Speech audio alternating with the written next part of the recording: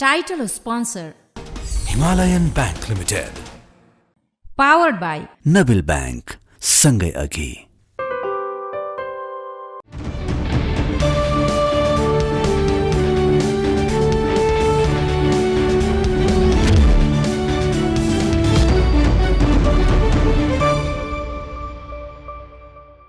तथ्यमा टेकेर सत्यको खोजी. नमस्कार, स्वागत छ खबर अन्वेषणमा. म धीरज बस्नेत. दर्शकवृन्द, सायद देश यति कंगाल कहिल्यै भएको थिएन होला जति कंगालीपन यसपटक देखिएको छ. परिस्थिति कति डरलाग्दो बन्दै गएको छ भने राज्य पूर्व कर्मचारी, सुरक्षाकर्मी र शिक्षकलाई पेन्सन दिन नसक्ने, बहालबालालाई तलब बाँड्न नसक्ने अवस्थामा पुगेको छ. हुँदा हुँदा पैसाको हाहाकार भएपछि सरकार कैदी बन्दी समेत पाल्न नसक्ने अवस्थामा पुगेको छ. आम्दानी आठानी खर्च रुपैयाँ भने जसरी जथाभावी खर्च गरेपछि किन नहोस् देश कंगाल, किन नहोस् पैसाको हाहाकार.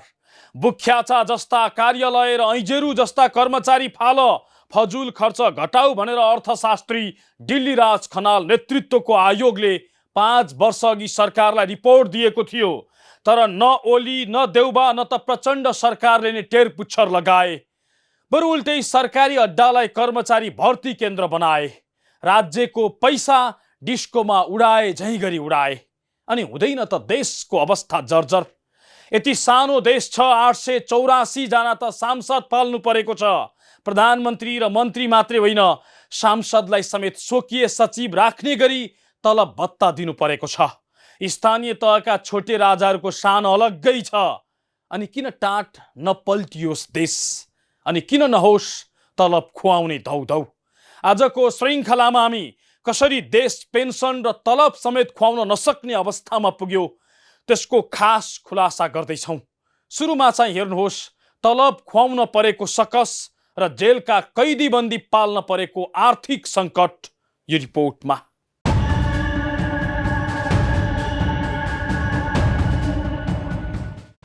पूर्व मुख्य सचिव विमल कोइरालाले 4 दिन अघि सामाजिक सञ्जालमा एउटा स्टाटस लेख्दै गुनासो गरे. गएको फागुन महिनादेखि पेन्सन रकम जम्मा भएको छैन, तलबको हालत के होला. उनको स्टाटसले धेरैलाई झस्काएको छ. तर सत्य यही नै हो कि सरकार यतिखेर पेन्सन दिनै नसक्ने र तलब खुवाउनै नसक्ने अवस्थामा पुगेको छ. त्यही कारण उनी जस्ता हजारौं पूर्व कर्मचारी र शिक्षकको पेन्सन रोकिएको छ. बहालबाला कर्मचारी र सुरक्षाकर्मीको तलब रोकिने अवस्था बनेको छ. पैसाको हाहाकार भएपछि राज्य कैदी बन्दी समेत पाल्न नसक्ने अवस्थामा पुगेको छ. अहिले पेन्सनधारी शिक्षकको संख्या 51,308 छ. त्यसमध्ये करिब 30,000 शिक्षकले चैतको पेन्सन पाएका छैनन्. निवृत्ति भरण व्यवस्थापन कार्यालयका अनुसार अर्थ मन्त्रालयबाटै निकासा नभएपछि पेन्सनको भुक्तानी प्रभावित भएको छ. पूर्व शिक्षकलाई पेन्सन दिनका लागि 4 अर्ब 75 करोड रुपियाँ आवश्यक पर्नेमा 3 अर्ब मात्रै प्राप्त भएको छ. अझै बाँकी 1 अर्ब 75 करोड रुपियाँ अभाव हुँदा पेन्सन खुवाउन नसकेको कार्यालयले जनाएको छ. यो शिक्षकलाई पनि पुग्दैन. हामीले 4 अर्ब 75 करोड मागेका थियौँ असारसम्मको लागि भनेर पेन्सनको लागि. अहिले जम्मा 3 अर्ब मात्रै आयो. अब लगभग अझै 1 अर्ब 75 करोड आउनै बाँकी छ. पूर्व शिक्षक मात्रै होइन, पूर्व कर्मचारी, सेना र प्रहरीलाई समेत सरकार पेन्सन खुवाउन नसक्ने अवस्थामा पुगेको छ. पेन्सनका लागि आवश्यक पर्ने 7 अर्ब 20 करोड रुपियाँ बजेट अभाव हुँदा पूर्व कर्मचारी, सेना र प्रहरीको पेन्सन समेत रोकिने भएको छ. पूर्व कर्मचारी वा सुरक्षाकर्मीसँगै बहालबाला कर्मचारी र प्रहरीको तलब समेत रोकिने अवस्था बनेको छ. चालु खर्च अर्थात् कार्यालय चलाउने र तलब भत्ता खुवाउने काम राज्यले राजस्वबाट उठेको रकमले खुवाउँदै आएको छ, ताकि बितेको 9 महिनामा लक्ष्यको तुलनामा जम्मा 50% मात्रै राजस्व सङ्कलन भएको छ. महालेखा नियन्त्रक कार्यालयको तथ्याङ्क अनुसार बुधबारसम्ममा 7 खर्ब 2 अर्ब 12 करोड राजस्व सङ्कलन भएको छ. ताकि यही अवधिमा कर्मचारी, सेना, प्रहरी, शिक्षक लगायतको तलब भत्ता र अन्य प्रशासनिक खर्चमा 7 खर्ब 21 अर्ब 2 करोड खर्च भइसकेको छ. अहिलेसम्मको खर्च मात्रै हेर्ने हो भने पनि कर्मचारीको तलब भत्ता र कार्यालयहरू सञ्चालनमा राजस्व बापत उठेको रकम भन्दा झन्डै 19 अर्ब रुपियाँ बढी खर्च भइसकेको छ। यो हिसाबले अब तलब भत्ता खुवाउन मुस्किल पर्ने देखिन्छ। विगतको वर्षहरूको ट्रेन्ड हेर्दाखेरि यो खर्चतर्फ लगभग उस्तै ट्रेन्ड छ होइन, त्यति धेरै फरक देखिँदैन। र राजस्व सङ्कलनतर्फ चाहिँ केही थोरै चाहिँ कम भएको छ त्यसका, तर लक्ष्यलाई प्राप्ति गर्न अझै 3 महिना समय छ। ऋण काटेर चैतसम्मको तलब खुवाए पनि अब वैशाखबाट कैयौं कर्मचारी र सुरक्षाकर्मीलाई तलब खुवाउन नसक्ने सङ्केत स्वयं सरकारले गरेको छ। हजारौं प्रहरीले त चैत महिनाको तलब बुझ्न समेत पाएका छैनन्। असारसम्म के कसरी तलब खुवाउने भन्ने कुराको कुनै टुङ्गो छैन। यद्यपि गृह मन्त्रालय मार्फत अर्थसँग बजेट माग गरेको प्रहरीले जनाएको छ। टोटल हाम्रो 486 एउटा चाहिँ यो बजेट चल्ने हाम्रो युनिटहरू छ। त्यसमध्ये 355 वटा युनिटहरूले तलब खुवाइसकेको छ भने 131 वटा युनिटलाई चाहिँ तलब खुवाउनलाई रकम नपुगेको अवस्था छ। डर लाग्दो कुरा चाहिँ के छ भने मुलुक आर्थिक मन्दीमा फस्दै गएपछि र स्वयं राज्यसँग पैसाको हाहाकार भएपछि यतिखेर सरकार कैदी बन्दी समेत पाल्न नसक्ने अवस्थामा पुगेको छ। अहिले देशभर 27,000 भन्दा धेरै कैदी बन्दी छन्। यिनको खानपिन र सिधाका लागि वार्षिक रूपमा झन्डै 1.5 अर्ब भन्दा धेरै रकम खर्च हुँदै आएको छ। तर अहिले बजेट अभावका कारण यिनलाई दैनिक सिधा स्वरूप दिँदै आएको 80 रुपियाँ दिन त परको कुरा, खान चामल दिने समेत पैसाको अभाव देखिएको छ। अहिले केही ठुला कारागारहरू जस्तै यो केन्द्रीय कारागार हाम्रो यहाँ यो जगन्नाथ देवल अनि नक्खु कारागार, त्यस्तै सुनसरीको त्यो झुम्कामा रहेको कारागार, त्यो जहाँ धेरै बन्दीहरू छन्, हामीले विनियोजित गरेको रकमबाट अपुग भएर थप रकम मागिरहेको अवस्था छ। थप रकम प्राप्त भएको छैन। हामीसँग रहेको अबन्डाबाट पनि हामी बाँडिसकेको अवस्था छ। अहिले अब भनौँ न, धेरै कारागारलाई यही वैशाखदेखि नै असारसम्मलाई थप रकम आवश्यक हुन्छ, सिधा खर्चलाई पनि, सिधा र रासनको खर्चलाई, अरू भौतिक पूर्वाधारका भुक्तानीलाई पनि बाँकी नै रहेको छ। चालु आर्थिक वर्षको अन्तिम 3 महिना कसरी देश चलाउने भन्ने विषयमा स्वयं सरकार नै अन्योलमा देखिएको छ। कैदी पाल्नै नसक्ने र तलब भत्ता खुवाउनै नसक्ने अवस्थामा पुग्दा समेत अब के गर्ने भन्ने कुनै ठोस योजना सरकारले बनाएको छैन। 14 खर्ब 58 अर्ब 60 करोड राजस्व उठाउने लक्ष्य राखेको सरकारले आर्थिक वर्ष सकिन 2.5 महिना पनि बाँकी नरहँदा जम्मा 50% अर्थात् 7 खर्ब 2 अर्ब मात्रै राजस्व सङ्कलन भएको छ। यसले के देखाउँछ भने देशको अवस्था अझै जर्जर हुनेवाला छ। यदि बेलैमा सरकार सचेत भएर सही कदम नचाल्ने हो भने देश टाँट पल्टिने खतरामा पुगेको छ।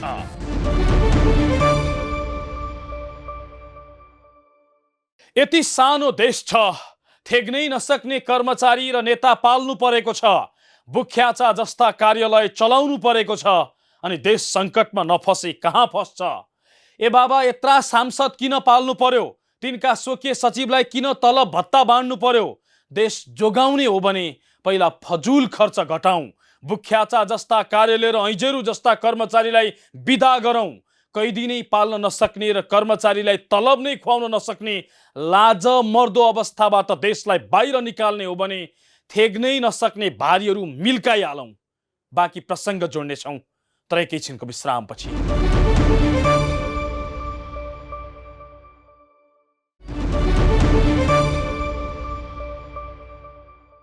कार्यक्रम खबर अन्वेषणमा पुनः स्वागत छ। आजको श्रृङ्खलामा हामी कसरी देश पेन्सन र तलब नै खुवाउन नसक्ने अवस्थामा पुग्यो त्यसको खुलासा गरिरहेका छौँ। बोक्नै नसक्ने भारी बोक्न खोज्यो भने त्यसले पक्कै क्षति पुर्याउँछ। अहिले भएको यही हो। यति सानो देशमा हजारौं जनप्रतिनिधिका नाममा हजारौं नेता पाल्नु परेको छ। तिनका सुखका लागि अनेकन सुविधा उपलब्ध गराउनु परेको छ। बुख्याचा जस्ता कार्यालय र ऐजेरू जस्ता कर्मचारीले उसै गरी सताइरहेका छन् देशलाई। अनि कसरी चल्छ सहज गरी देश? यी कुरा घटाऊ र कटाऊ भनेर दिएको सुझाव दराजमा हालेर मनमौजी खर्च गरेपछि किन नहोस् पैसाको हाहाकार? हेर्नुहोस् के कारणले सरकार पैसाको अभावमा फस्यो यो रिपोर्टमा।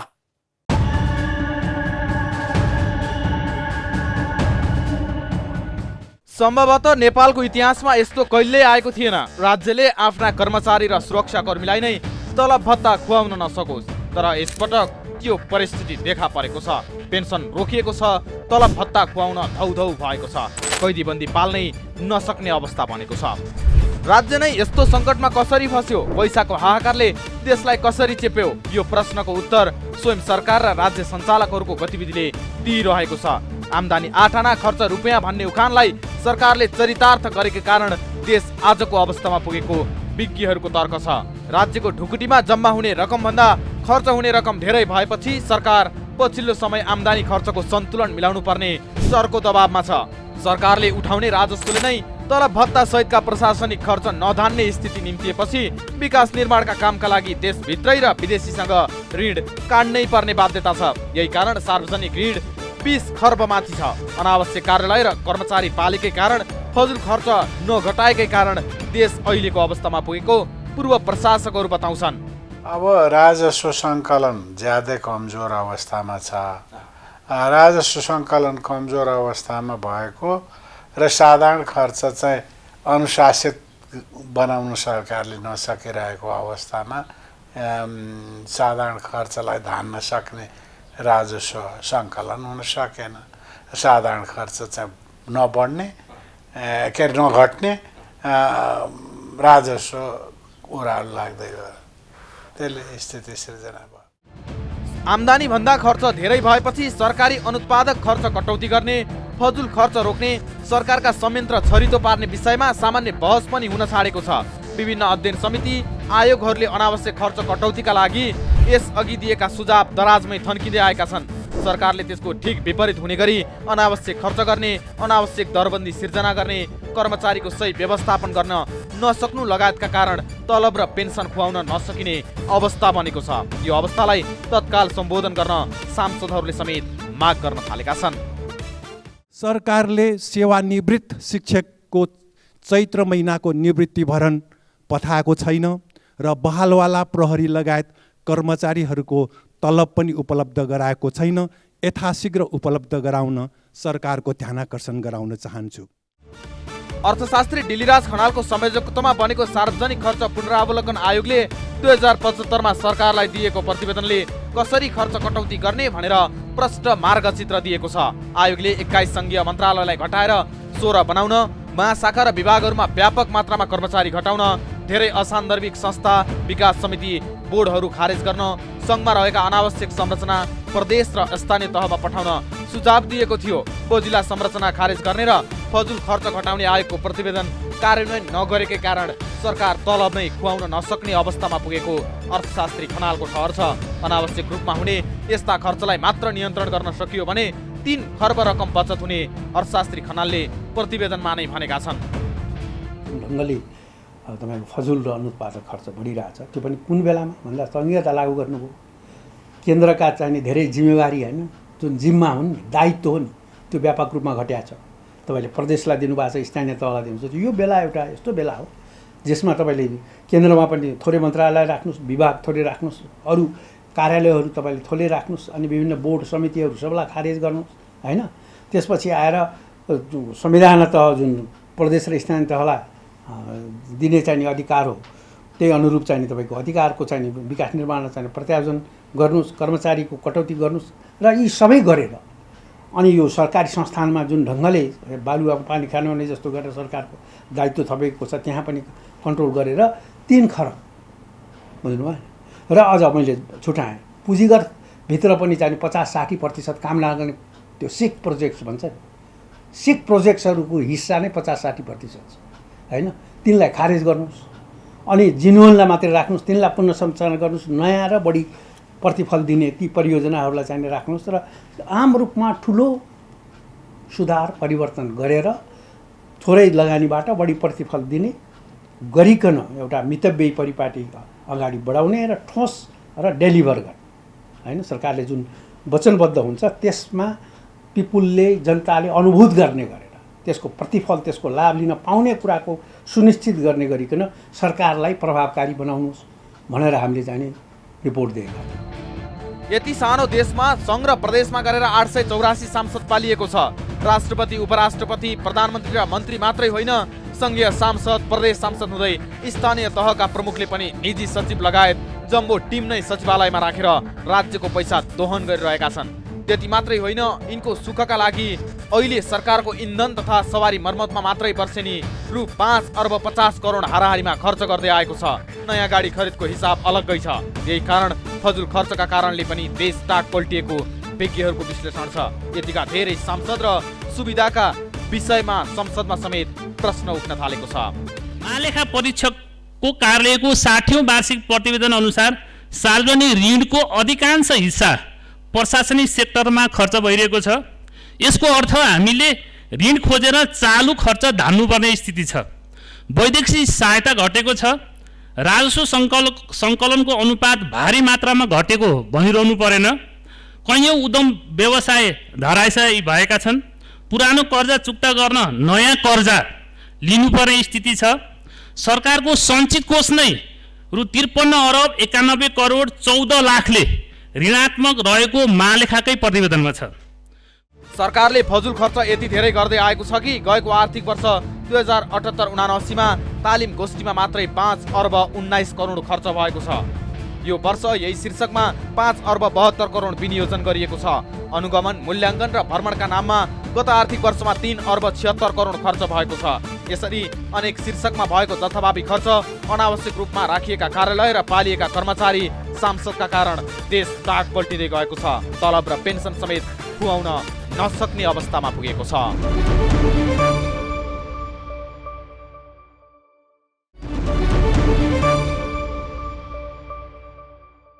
कार्यक्रम खबर अन्वेषण हेर्दै हुनुहुन्छ। आजको श्रृङ्खलामा हामी तलब समेत खुवाउन नसक्ने अवस्थामा पुगेको सरकार र देशभर देखिएको पैसाको अभावका विषयमा चर्चा गरिराखेका छौँ। सरकार नै पैसाको अभावमा छटपटिएको छ भने जनताको के कुरा? हरेक क्षेत्र यतिखेर पैसाको अभावमा तडपिएको छ। उद्योगी व्यवसायी भन्छन् लगानी गर्न पैसा छैन, बैंक भन्छन् कर्जा दिन पैसा छैन, ऋणी भन्छन् कर्जा तिर्न पैसा छैन, सहकारी भन्छन् बचतकर्तालाई भुक्तान गर्न पैसा छैन। त्यसो भए कहाँ गयो पैसा? कसले लुकायो पैसा? हेर्नुहोस् यो रिपोर्टमा।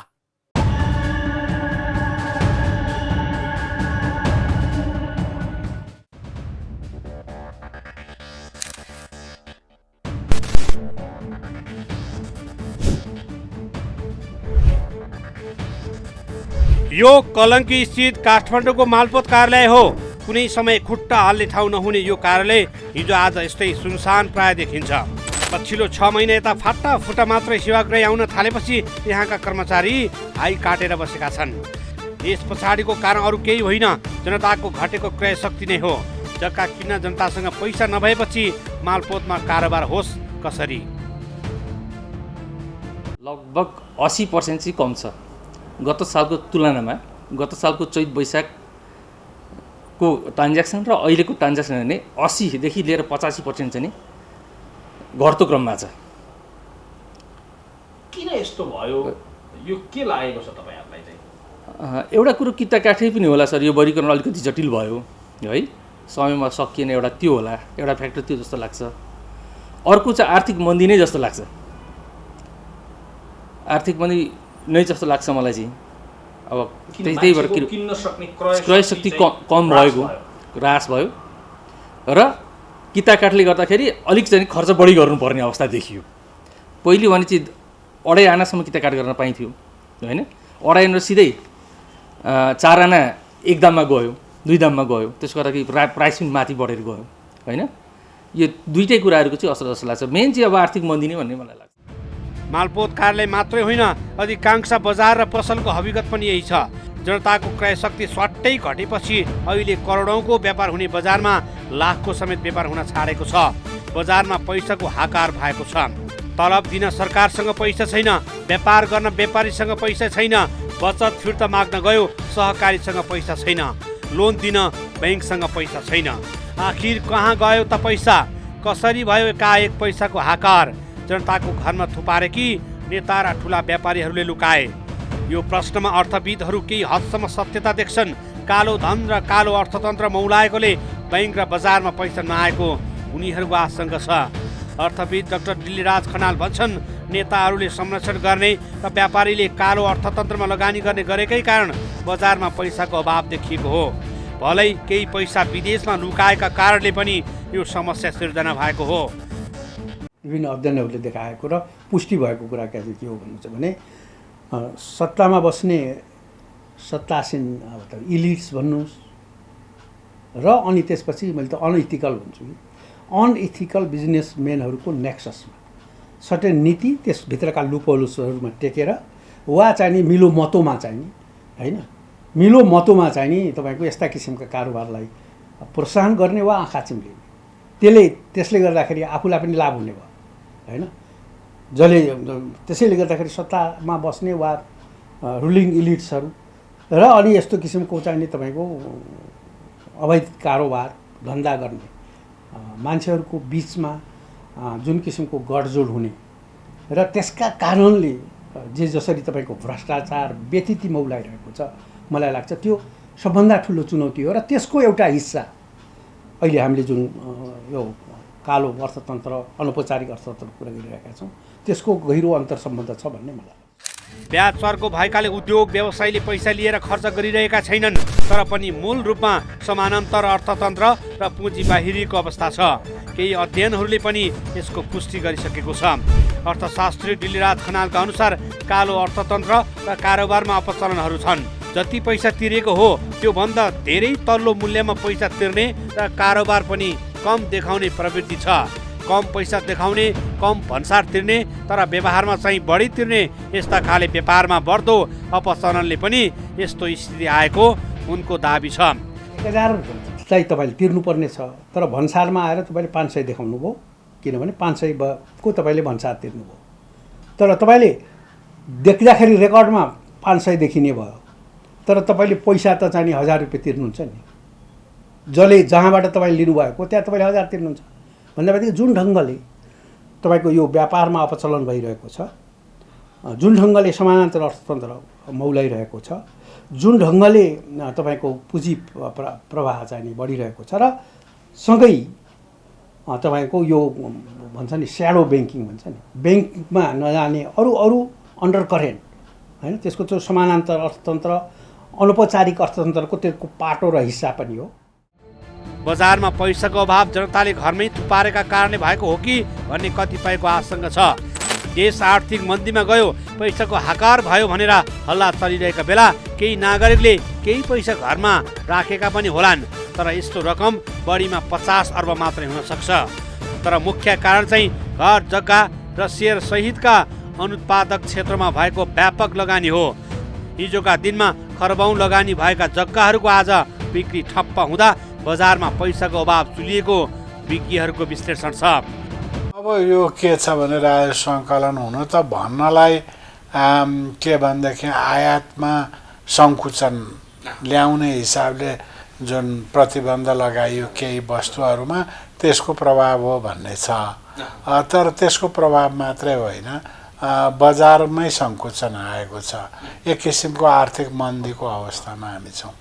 यो कारणले गर्दा जति व्यापार हुनुपर्ने जति क्रय विक्रय हुनुपर्ने त्यो अनुसार भएन। अब मागमा पनि धक्का पर्यो आपूर्तिमा पनि धक्का पर्यो। त्यसो त बैंकहरूले ब्याज दर उच्च बनाएर चलाइरहेको असुली पनि पैसा अभावको अर्को कारण बनेको छ। उच्च ब्याज र बैंकको रवैयाका कारण कर्जा लिन व्यवसायीहरू हच्किरहेका छन् भने बैंकहरू पनि उत्पादक क्षेत्रमा मात्रै लगानी गर्ने भनेर पैसा होल्ड गरेर बसिरहेका छन्। यसकारण पनि बजारमा पैसाको अभाव भएको राष्ट्र बैंकको ठहर छ।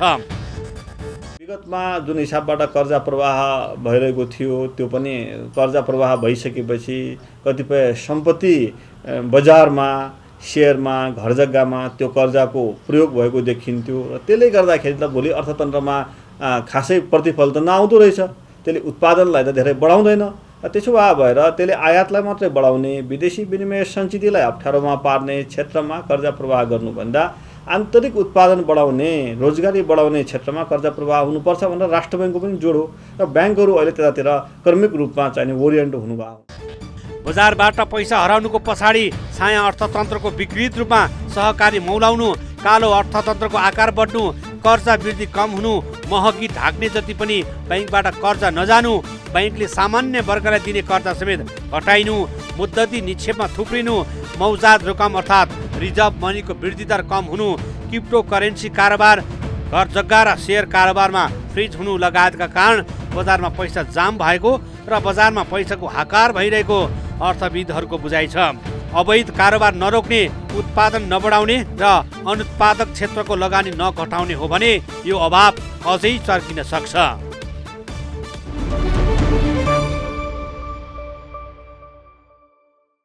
देशमा पैसाको हाहाकार छ।